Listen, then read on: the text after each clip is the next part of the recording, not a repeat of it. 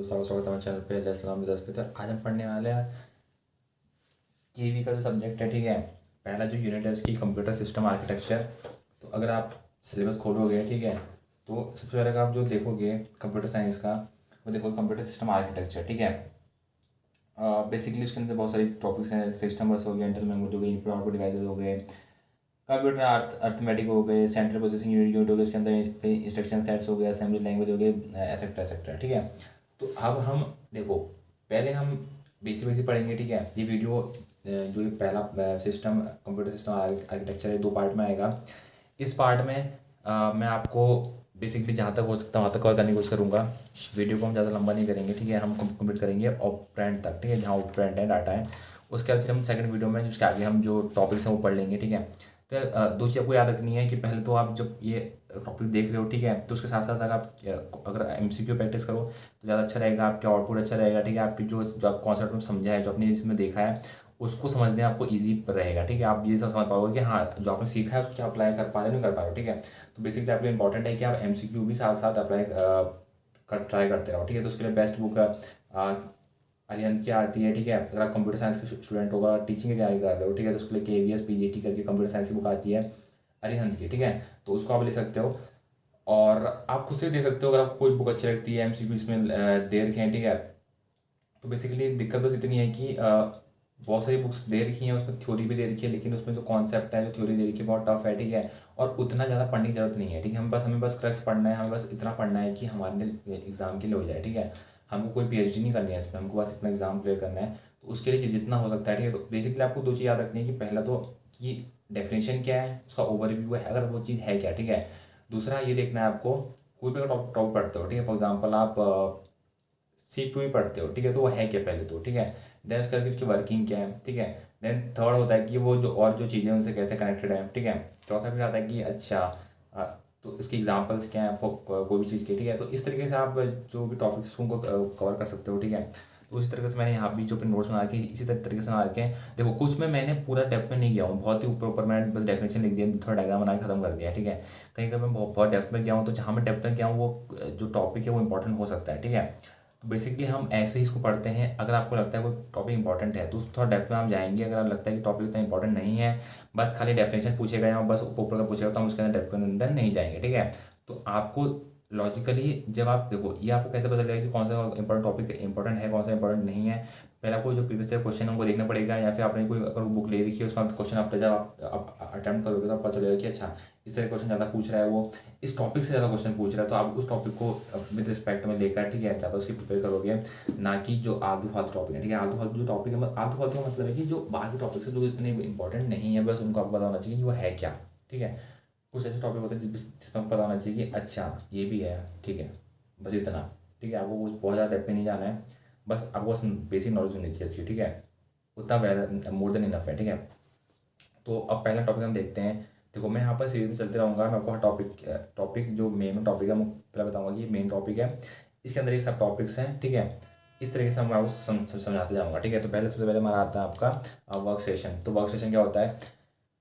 Basically कुछ नहीं है डिफरेंट फ्रॉम रेगुलर पीसी। जो रेगुलर पीसी होता है उससे थोड़ा डिफरेंट होता है। इसमें क्या होता है कि ये इस्तेमाल किया जाता है इंजीनियरिंग के लिए, ग्राफिक्स के लिए, other than personal work, technical work के लिए ये इस्तेमाल किया जाता है। फॉर एग्जांपल के लिए आपको एडिटिंग करना है तो उसके लिए आपको आप वहाँ पर वर्क स्टेशन बनाते हो, ठीक है। वर्क स्टेशन मतलब वर्क स्टेशन बेसिकली कुछ नहीं हो गया कि वर्क स्टेशन हो गया कि ऐसा पीसी या ऐसा लैपटॉप जो कि थोड़ा हायर प्रोफाइल का हो। हायर प्रोफाइल का मतलब है कि वो उसके अंदर ज़्यादा पावर हो, उसके अंदर ज़्यादा रैम हो, ठीक है। और हार्ड डिस्क ज़्यादा हो, उसके अंदर मेमोरी ज़्यादा हो, ठीक है। उसकी जो प्रोसेसर है वो भी अच्छा हो, i9 या फिर i10 जो भी है सबसे हाईएस्ट वाला हो, ठीक है। तो उसको कह सकते हैं वर्क स्टेशन, क्योंकि वर्क स्टेशन में हम जो रेगुलर वर्क है वो नहीं करते हैं। हम उसमें जो भी ग्राफिक्स से रिलेटेड वर्क होते हैं, जो भी हमारे एडिटिंग रिलेटेड वर्क होते हैं, वो हम वर्क स्टेशन के अंदर करते हैं, ठीक है। तो उसको थोड़ा हम हायर रख सकते हैं। बस वर्क स्टेशन इतना ही है, इतने आपको समझना है, इसमें ज़्यादा डेप्थ के अंदर नहीं जाना है। बस आपको डेफिनेशन पूछ सकते हैं कि वर्क स्टेशन होता है क्या है, ठीक है। यानी फॉर एग्जाम्पल डेफिनेशन नहीं पूछेगा तो MCQ में दे देगा, ठीक है, लैंग्वेज में कि वर्क स्टेशन में ऐसा हुआ, वर्क स्टेशन में वैसा हुआ, ठीक है। तो अगर आप पता ही नहीं वर्क स्टेशन होता है क्या, तो आप समझ ही नहीं पाओगे। आप सोचोगे कि ऐसा वर्क स्टेशन मतलब PC, या आप सोचोगे वर्क स्टेशन मतलब जहाँ आप काम करते हो। नहीं, ऐसा नहीं है। आपको डेफिनेशन पता होनी चाहिए। वर्क स्टेशन मतलब होता है कि रेगुलर PC से अलग होना, जिसमें आप ग्राफिक्स या फिर टेक्निकल वर्क करते हो, वीडियो एडिटिंग करते हो, हायर जो वर्क करते हो, ठीक है। हैवी जो वर्क काम करते हो उसको हम वर्क स्टेशन कहते हैं। समझ में आ गया। अब आता है हमारा component of computer. Computer component क्या है, बेसिकली जो ये टॉपिक है ये मेन टॉपिक है, ठीक है। इसके अंदर जो सब सब टॉपिक्स हैं उनको हम डिस्कस करेंगे कि किस तरीके से वो जा रहे हैं। तो अगर साफ साफ आपको दिख रहा है तो ये कंपोनेंट है कंप्यूटर के, ठीक है। तो यहाँ पर देखो ये डायग्राम बना रखा है। डायग्राम बेसिकली एग्जाम पूछा नहीं जाएगा, एमसीक्यू एग्जाम में आने वाले हैं। मैं डायग्राम क्यों बनाया, तो क्या मैं पागल हूँ, नहीं। बेसिकली डायग्राम बनाने का मोटिव बस इतना है कि आपको याद करने में ईजी हो, ठीक है। फॉर एग्जाम्पल के लिए आप थ्योरी आपको सामने रख दी जाए, ठीक है, तो आप उसको इजीली रिमेंबर नहीं कर पाओगे। लेकिन अगर सब कुछ कनेक्टेड है, ठीक है, तो आप इजीली उसको रिमेंबर कर सकते हो, लेकिन उसके लिए आपको रिवाइज करना पड़ेगा बहुत ज़्यादा, ठीक है। तो बेसिकली ये कंट्रोल यूनिट है, ये ALU है, अर्थमेटिकल लॉजिकल यूनिट। ये आपका रजिस्टर है जो एक किस्म का मेमोरी की तरह काम करता है, ठीक है। Small amount of very fast memory के अंदर होती है। बाकी यहाँ आउटपुट जो आउटपुट यूनिट है, ठीक है, यहाँ से आउटपुट होगा, यहाँ से इनपुट होगा, और यहाँ पर मेमोरी यूनिट है, ठीक है। तो इसको आप समझ लो कि कंट्रोल यूनिट, ALU और रजिस्टर तीनों साथ में काम करेंगे। इन तीनों कंबाइन को हम क्या बोलते हैं, CPU कहते हैं, सेंट्रल प्रोसेसिंग यूनिट कहते हैं। कंट्रोल यूनिट को, ALU को और रजिस्टर को साथ में हम क्या बोलते हैं, CPU कहते हैं। अगेन मैं आपसे रिपीट करूंगा, कंट्रोल यूनिट, ALU और रजिस्टर को हम साथ में क्या बोलते हैं, CPU बोलते हैं। कंट्रोल यूनिट को हम नर्व सेंटर भी बोलते हैं, बहुत इंपॉर्टेंट है। कंट्रोल यूनिट को हम नर्व सेंटर भी बोलते हैं। एग्जाम में पूछ सकता है कि नर्व सेंटर कैसे कहते हैं, या ALU को, रजिस्टर को, या कंट्रोल यूनिट को, या CPU को। पता होना चाहिए कि control nerve centre control unit को बोला जाता है, नर्व सेंटर कंट्रोल यूनिट को, जहाँ क्योंकि ये कंट्रोल करता है, यही नर्व है, ठीक है।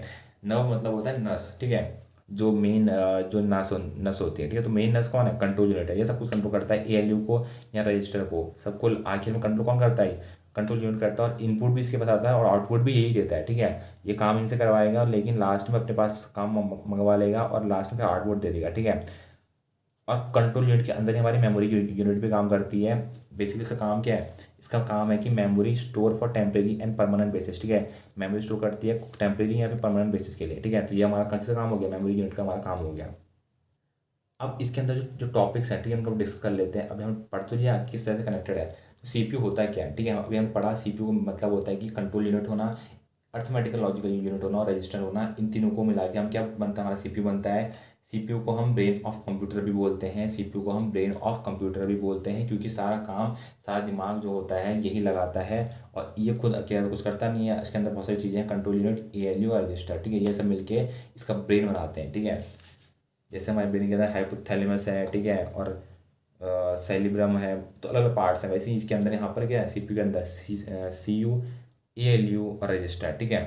दूसरी पॉइंट आपको याद रखने वाली ये है कि CPU है सिंगल इंटरफेस, सॉरी, CPU है single integrated chip.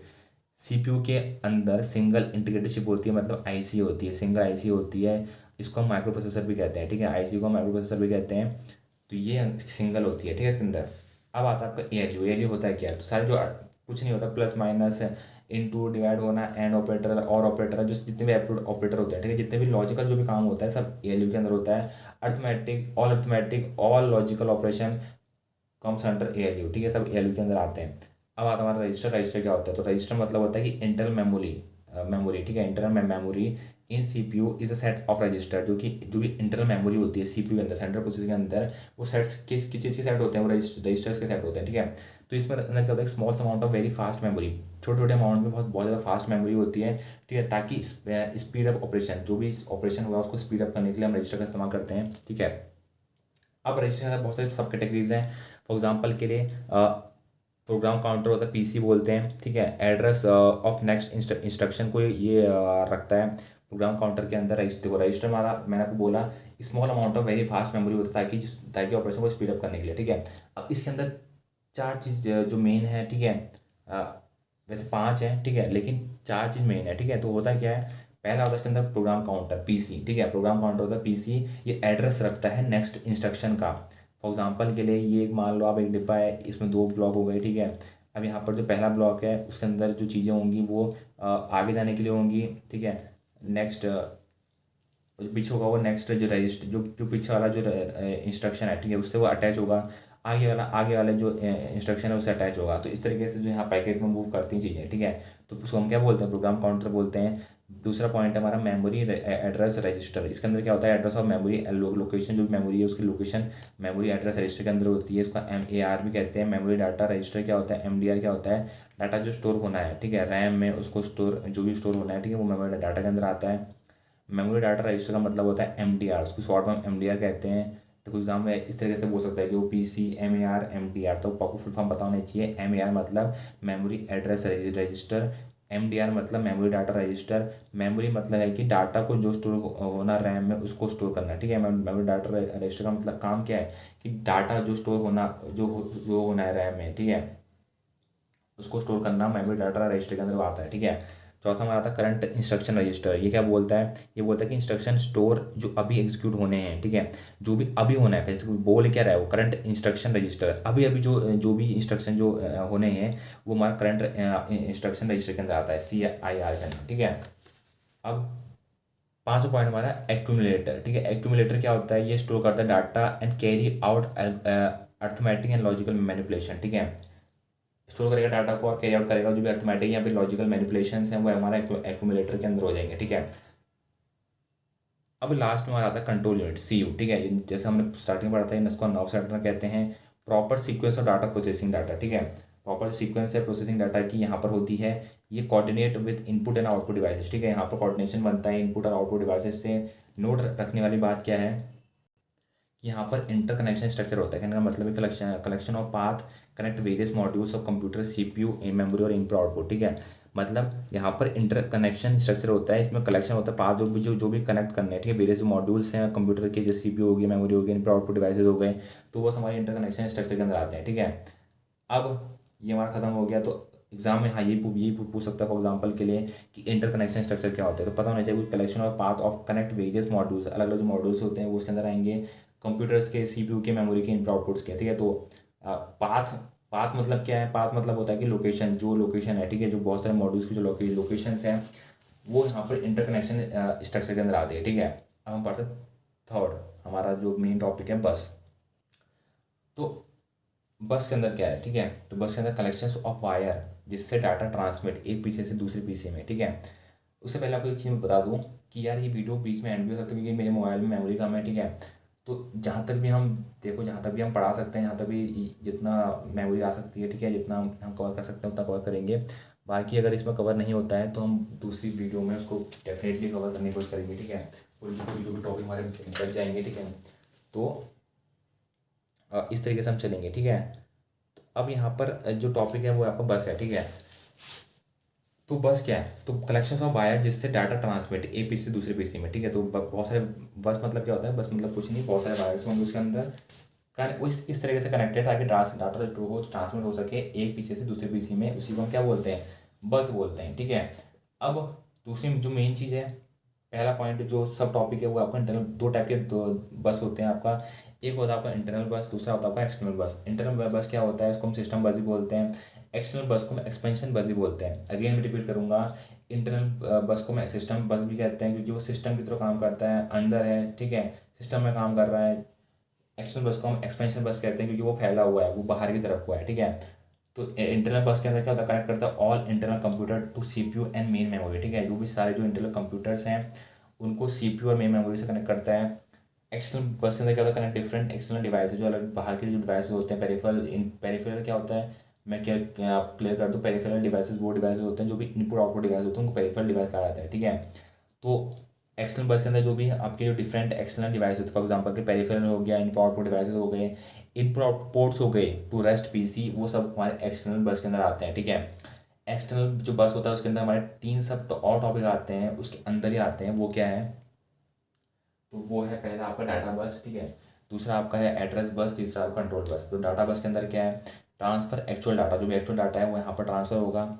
Address bus के अंदर क्या ट्रांसफर होगा, transfer way data should go, ठीक है। डाटा को कहाँ जाना चाहिए, यहाँ वो यहाँ पर होगा, ठीक है। एक मिनट में आपको जूम करके थोड़ा कर देता हूँ ताकि आपको साफ साफ दिखे, ठीक है। हाँ, तो अब एड्रेस बस के अंदर आ क्या होगा, ठीक है। एड्रेस बस के अंदर आपका transfer way data should go, data को कहाँ जाना चाहिए वो एड्रेस बस के अंदर होगा। डाटा बस के अंदर सिर्फ ट्रांसफर एक्चुअल, जो भी एक्चुअल डाटा होगा वो डाटा बस के अंदर जाएगा। एड्रेस बस के अंदर डाटा जहाँ जाना चाहिए, तो एड्रेस मतलब क्या है, तो फॉर एग्जाम्पल आप उसको बस की तरह समझो, जैसे बस होती है ना वैसे समझो।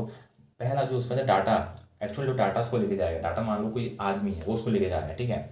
एड्रेस बस में क्या हो रहा है, एड्रेस है भाई किसका, जहाँ डाटा जाना चाहिए, जो डाटा है जो आदमी है वो जिसको जाना चाहिए उसका एड्रेस है।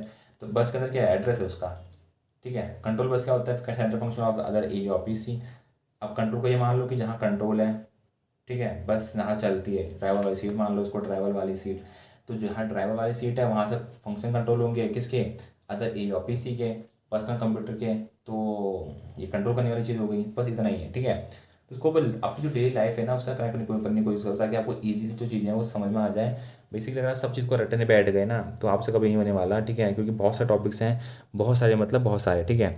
अब इनमें देखो ऐसा है ना, आपको छोड़ नहीं सकते हो। दिक्कत की बात यह है कि बहुत सारे लोग सोचते हैं कि यार ऐसा है ना, बस इंपॉर्टेंट पढ़ के जाऊँगा, जो जो पिछली बार पेपर्स में आए थे, प्रीवियस जो 10 साल में आए थे, तो हो जाएगा। देखो यार कॉम्पिटिशन बहुत टफ है। और दूसरी बात, मेन समझने वाली बात यह है कि अब पैटर्न बदल रहा है, ठीक है। हर एग्जाम में देखो, चाहे आप नेट का एग्जाम देखो, चाहे आप टीचिंग का एग्जाम देखो, चाहे आप डिफेंस का एग्जाम देखो, कोई भी एग्जाम देखो, अब जो पेपर सेटर्स हैं वो कभी भी क्वेश्चन रिपीट नहीं कर रहे हैं, वो कभी भी जो प्रीवियस क्योंकि अब कोचिंग वाले जो इंस्टीट्यूट है उन्होंने क्या कर रखा है, उन्होंने एक पैटर्न ढूंढ लिया है कि यार जो एग्जामिनर है, ठीक है, वो अच्छा 10 साल की क्योंकि सब यही बोलते हैं, कोई भी आपको कोचिंग इंस्टीट्यूट में चले जाओ कहते हैं कि हम आपको 10 साल के जो प्रीवियस क्वेश्चन सबको कवर करके देंगे।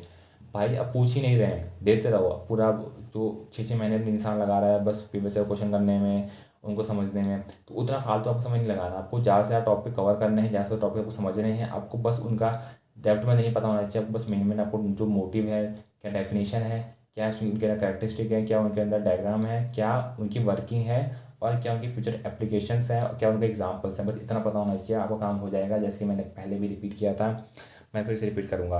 दूसरी बात ये हो गई कि अब प्रीवियस ईयर क्वेश्चन करने का कोई फ़ायदा नहीं है। अगर आप कहते हो कि प्रीवियस ईयर क्वेश्चन करके मुझे बहुत फ़ायदा मिल जाएगा, ऐसा नहीं, बस उनका आप ट्राई कर सकते हो, ताकि चेक करने के लिए कि आपने जो टॉपिक पढ़ा वो आपको समझ में आया नहीं आया, ठीक है। इस भरोसे प्लीज़ मत चले जाना। बहुत सारे लोग समझते हैं कि प्रीवियस ईयर क्वेश्चन कर लेंगे कुछ क्वेश्चन, ठीक है, और एग्जाम तो कौका मार के हो जाएगा, ठीक है। बहुत सारे लोग अफवाह फैलाते हैं कि प्रीवियस ईयर क्वेश्चन बहुत इंपॉर्टेंट है, अगर आपने वो नहीं किया तो आपको सिलेक्शन नहीं होगा। सब चूतिया पाए, ठीक है, इन पागलों में विश्वास मत करना। पैटर्न चेंज हो रहा है, अब कोई भी प्रीवियस क्वेश्चन नहीं आ रहे हैं। मान लो पहले आते थे फॉर एग्जाम्पल के लिए 100 में से 30 या 20 क्वेश्चन आते थे, तो अब 1 या 2 क्वेश्चन आ रहा है, बस इतना। 1 या 2 क्वेश्चन आ रहा है, बस इतना। पूरा जो सिलेबस है ना, सिलेबस वही है, बस वो अब क्वेश्चन जो उन प्रीवियस क्वेश्चन जो पहले पूछता था उन टॉपिक से नहीं पूछ रहा है, अब टॉपिक जो और है उनसे भी वो टारगेट कर रहा है, ठीक है। तो अब बिल्कुल ही जो पैटर्न है वो चेंज हो रहे हैं धीरे करके प्रीवियस कुछ क्वेश्चन करने का। आप कहोगे कि वो अपना बहुत सारा समय आप प्रीवियस क्वेश्चन में दे रहे हो, तो वही चीज़, ये पागलपना मत करना। अपना टाइम इन्वेस्ट करना रिवीजन में, ज़्यादा से ज़्यादा पढ़ना, ज़्यादा से ज़्यादा टॉपिक कवर करो और रिवीजन करो। जितना ज़्यादा रिवीजन कर सकते हो उतना अच्छा है उसमें दो, ठीक है। बजाय कि आप फालतू का बस सारे प्रीवियस क्वेश्चन कर रहे हो 15 20 साल के, ठीक है, तो ये पागलपन मत करना। क्वेश्चन करो, मैं क्वेश्चन करने में नहीं कर रहा, मैं तो कर रहा हूँ 10 20 हज़ार क्वेश्चन कर दो, ठीक है। लेकिन क्वेश्चन इस तरीके से करो कि फॉर एग्जाम्पल हमको टॉपिक पढ़ा, अब आपको उसको आपने वो टॉपिक समझा नहीं समझा, तो आपने उस तरीके से क्वेश्चन करे, ठीक है। तो क्वेश्चन वो प्रोडक्टिव है, क्योंकि आपको पता चलेगा कितना लर्न किया, कहाँ पे कमी रहेगी, तो आपको सब पता चलेगा। सिर्फ क्वेश्चन अटेम्प्ट कर देना, ठीक है, कि प्रीवियस आए थे चलो कल लोड कर लेते हैं, ये गलती मत करना, इसमें टाइम वेस्ट आपका अपना मत करना, ठीक है। अब पेरिफेरल का इंटरकनेक्ट, अब देखो यहाँ पर चौथा हमारा मेन टॉपिक शुरू हो गया, पेरिफेरल कंपोनेंट इंटरकनेक्ट, ठीक है। तो कि एक पीसीआई है क्या, अगेन पीसीआई अगर बोलते हैं इसका फुल फॉर्म क्या है, peripheral component interconnect. Peripheral component interconnect, peripheral का मतलब होता है इनपुट आउटपुट डिवाइसेस, कंपोनेंट मतलब क्या है आपका, कंपोनेंट जो जुड़े हुए हैं उसके साथ, इंटरकनेक्ट होता है जो जुड़े हुए हैं, ठीक है। तो होता है कि इसके अंदर हाई परफॉर्मेंस बस है, ठीक है, ये बस का ही एक अलग वर्जन है, ठीक है। इसके अंदर मतलब ये जो जो जो कलेक्शन है, जो भी डाटा ट्रांसमिट होता है वो बहुत हाई परफॉर्मेंस तरीके से होता है, ठीक है। इसका यूजेस क्या है, इंटरगेट, इसमें इंटरगेट चिप है, ठीक है, चिप जुड़ी हुई है, प्रोसेसर है, मेमोरी सब सिस्टम इसी के अंदर है, ठीक है। इट इज़ ओनली बस that carry 64 bits of data, ठीक है। ये ओनली बस है जो कि 64 बिट्स ऑफ डाटा को रखती है, ठीक है। एडवांटेज क्या है इसके, multiple PCI buses on same PC, बहुत सारे जो मल्टीपल पीसीआई है, मतलब पेरिफेरल कंपोनेंट इंटरकनेक्ट, वो एक ही आपको पीसी के अंदर मिल जाएंगे। ये इनहेंस करेगा आपकी स्पीड ऑफ ट्रांसफर को, more than one signal through एक पिन, एक जो पिन होगा उसके बाद एक से ज़्यादा सिग्नल्स को आप ट्रांसमिट कर सकते हो, ठीक है। अब हमारा टॉपिक शुरू हो गया, हमारा main topic input output. Input output, ठीक है, इनपुट आउटपुट है क्या, इसके अंदर हमारे पास बहुत सारी चीज़ें हैं। फॉर एग्जांपल कि इनपुट डिवाइसेस क्या है, इनपुट आउटपुट, पहले इनपुट डिवाइसेस क्या है, फिर आउटपुट डिवाइसेस क्या है, फिर इनपुट मॉड्यूल्स क्या है, फिर प्रोग्राम इनपुट आउटपुट क्या है, फिर इंटरप्ट ड्रिवन इनपुट आउटपुट क्या है, फिर डीएमए क्या है, ठीक है। तो ये सब हमारे किसके अंदर आते हैं, इनपुट आउटपुट के अंदर आते हैं। बहुत लंबा टॉपिक है, ठीक है। तो शुरू करते हैं। तो इनपुट डिवाइस के अंदर देखो बचपन से पढ़ते हुए आ रहे हैं क्या होता है इनपुट, मतलब जो भी इनपुट करने के काम आता है सिस्टम में। फॉर एग्जाम्पल के लिए कीबोर्ड हो गया, माउस हो गया, लाइट पेन हो गया, ग्राफिक टैबलेट हो गया, ठीक है, MICR हो गया, OCR हो गया, और OMR हो गया, ठीक है। तो ये सब तुमने पढ़े हैं, बस 3 इसमें मेन चीज़ क्या है, इनके फुल फॉर्म पता नहीं चाहिए। बेसिकली एग्जाम में फुल फॉर्म तो नहीं पूछेगा, लेकिन इंटरव्यू में फॉर एग्जांपल के लिए आपने अगर एग्ज़ाम निकाल लिया तो इंटरव्यू में पूछ सकता है कि MICR क्या है, तो पता होना चाहिए आपको। मैग्नेटिक इंक कैरेक्टर रिकॉग्निशन है, मैग्नेटिक इंक कैरेक्टर रिकॉग्निशन है MICR। बैंक में जो चाहे कोई स्कैन करने के लिए MICR का यूज होता है, ठीक है। OCR क्या है, optical character recognition, optical character recognition, optical character recognition, ठीक है। बैंक को ई बुक में चेंज करने के लिए काम आता है। फॉर एग्जांपल के लिए कोई बुक है, ठीक है, उसको वो प्रिंटेड बुक है उसको आपको डिजिटल फॉर्म में चेंज करना है। प्रिंटेड बुक को अगर आपको डिजिटल फॉर्म में चेंज करना है तो OCR की मदद से, ऑप्टिकल करेक्टर रिकॉग्निशन की मदद से आप उसको आइडेंटिफाई कर सकते हो, उसको आप चेंज कर सकते हो, ठीक है। तो ये काम कैसे करता है, फॉर एग्जाम्पल ये बेसिकली काम करता है जो भी करेक्टर होते हैं, ठीक है, उनको आइडेंटिफाई करता है कि करेक्टर है क्या। मतलब फॉर एग्जाम्पल के लिए अगर लिखा है उसमें प्लेन, ठीक है, PLANE, प्लेन लिखा है, तो उसमें आप वो पढ़ेगा कि अच्छा ये P लिखा है, ये L लिखा है, ये A लिखा है, ये N लिखा है, ये E लिखा है, ठीक है। तो उसको आइडेंटिफाई करने के लिए हमारा OCR की मदद लेते हैं, ऑप्टिकल कैरेक्टर रिकॉग्निशन, ठीक है। OMR क्या है, इसको हम कहते हैं optical mark reader. Again OMR का मतलब होता है ऑप्टिकल मार्क रीडर।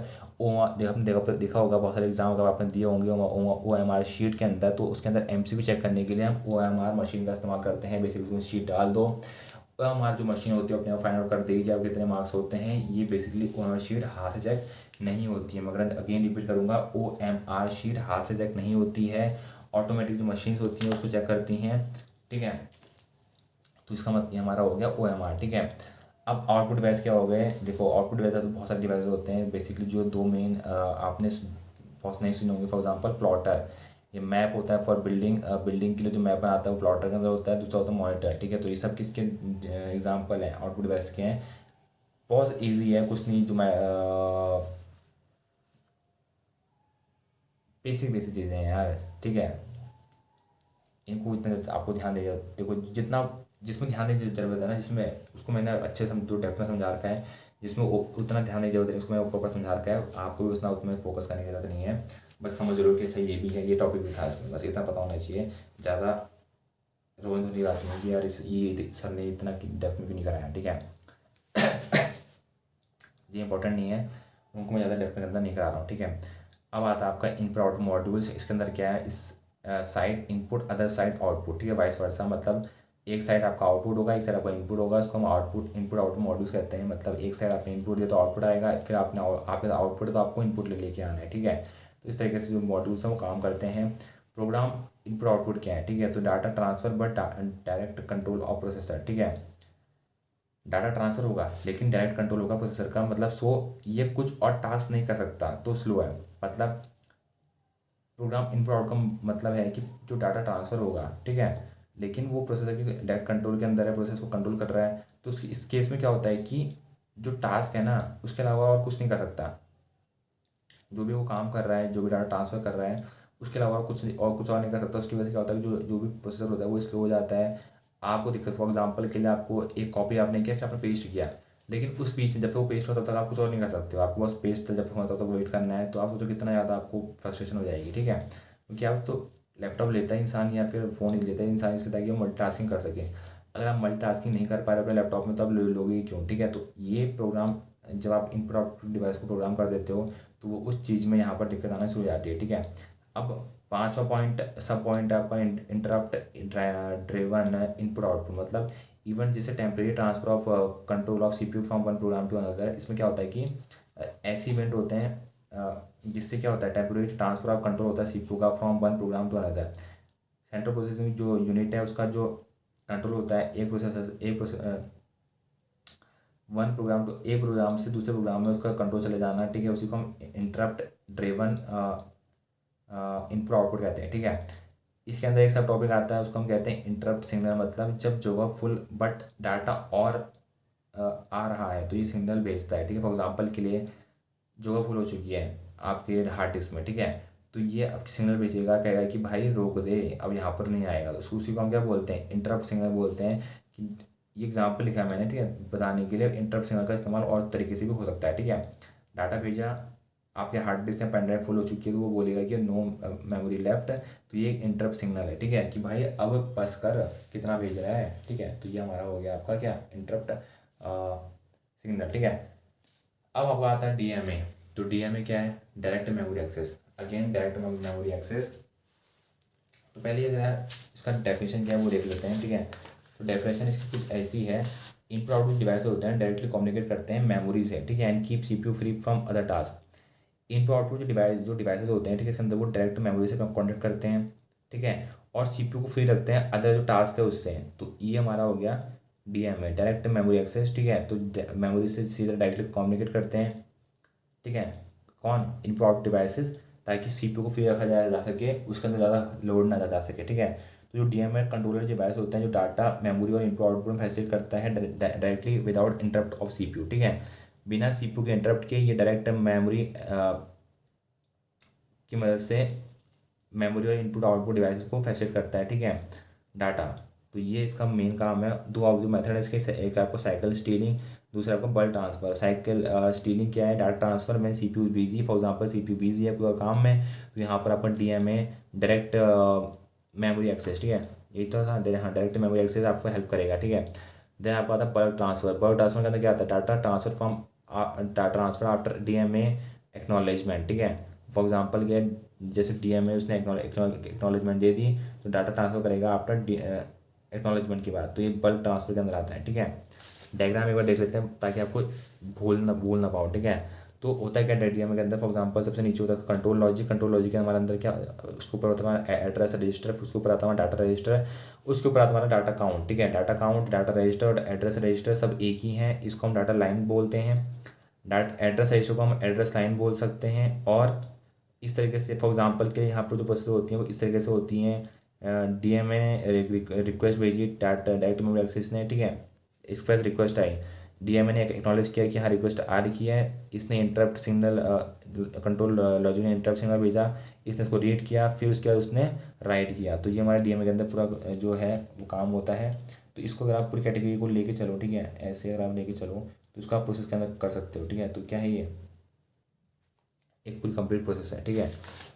अब आता है हमारा कंप्यूटर मेमोरी, ठीक है। कंप्यूटर मेमोरी क्या होती है, उससे पहले अगर हम पढ़ लेते हैं एक्सटर्नल इंटरफेस, ठीक है। तो एक्सटर्नल इंटरफेस क्या होते हैं, ये भी इसी के अंदर सब टॉपिक्स था।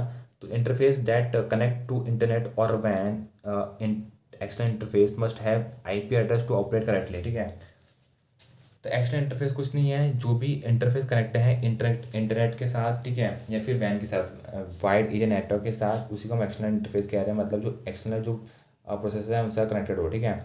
अब छठवां पॉइंट हमारा आता है कि कंप्यूटर मेमोरी होती क्या है, कितने तरीके होती हैं, ठीक है। तो ये हमारा थोड़ा लंबा है, तो वह वीडियो को यहीं पर हम एंड करते हैं, क्योंकि ये वीडियो बहुत लंबी जा रही है, ठीक है। नेक्स्ट वीडियो में हम इसको कंप्लीट करने की पूरी कोशिश करेंगे। हो सकता है इसके 3 पार्ट भी हो जाएं, ठीक है, लेकिन आपको डेडिकेशन बना के रखना है, टॉपिक छोड़ना नहीं है। टॉपिक को अगर आप कहोगे कि यार मैं वीडियो को छोड़ देता हूँ, तो इससे काम नहीं चलेगा, ठीक है। हिम्मत बनाए रखनी है, टाइम लगता है लेकिन चीज़ समझ में आती हैं, ठीक है। तो यहाँ पर हमने डिटेल में जो चीज़ें हैं उनको डिस्कस कर रखा है, और ताकि आपके लिए ईजी मेथड हो, ठीक है। और या इस तरीके से हमने बना रखा है। तो यार इस वीडियो में इतना ही। नेक्स्ट वीडियो हम शुरू करेंगे अपनी कंप्यूटर मेमोरी से। तो मिलते हैं यार नेक्स्ट वीडियो में। Till then see tata bye bye, और अपनी सेहत का ध्यान रखिए। एंड अगर वीडियो पसंद आई तो लाइक करना, चैनल को सब्सक्राइब करना, और नीचे कमेंट करना कैसे लगी वीडियो, और क्या इंप्रूवमेंट आप चाहते हो कि इसमें कुछ इंप्रूवमेंट होनी चाहिए, यहाँ पर हमें और सुधार की आवश्यकता है कि यार आपने ये टॉपिक अच्छे से नहीं समझाया, या फिर ये चीज़ आप और ऐड करो, ठीक है। तो वहाँ पर हम चाहेंगे, बिल्कुल कोशिश करेंगे कि वहाँ पर इंप्रूवमेंट लाने की, ठीक है। तो मिलते हैं आपको नेक्स्ट वीडियो में। Till then see tata bye bye, thank you.